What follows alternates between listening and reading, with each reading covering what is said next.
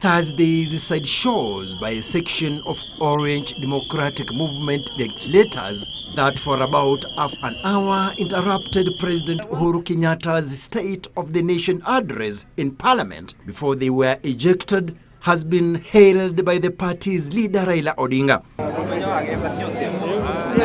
According to Raila, the MPs were perfectly in order to express their opinion.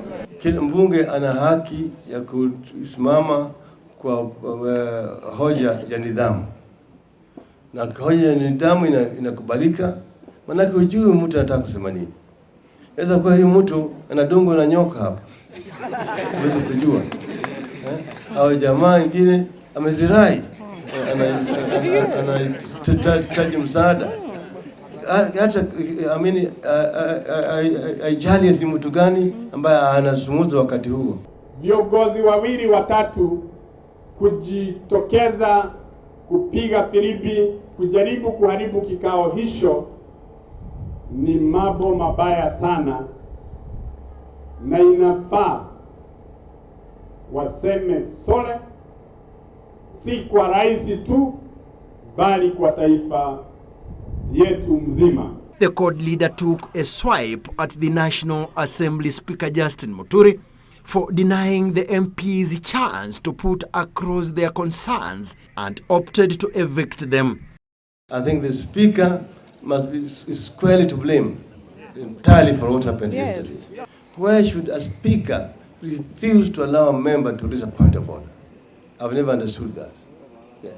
But the other thing, I don't think that it was right to treat members like criminals. He said the action by the MPs was a reflection of the feeling of Kenyans on the performance of the Jubilee administration.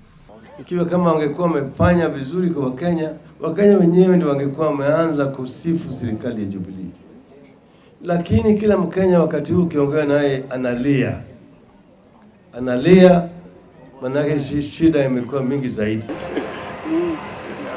Meanwhile, Kitutu Masaba legislator Timothy Bosire clarified why he declined President Uhuru Kenyatta's request for a moment of silence for Kenyan fallen soldiers, saying it was the only way to protest. Now that we could not get our way to pass these messages across, we were dissatisfied, some of us, with what was going to happen. How important could it have been? Which soldier is this am I standing for? Bosire was, however, quick to clarify that the move should not be construed to mean disrespect to the president. The president is my friend. I have known him for a long time. I know him as a humble person, a humane person, a responsible person. But he's also a human being. When he mentioned my name, I didn't feel bad because I know him, he knows me. But I got concerned that he came out annoyed.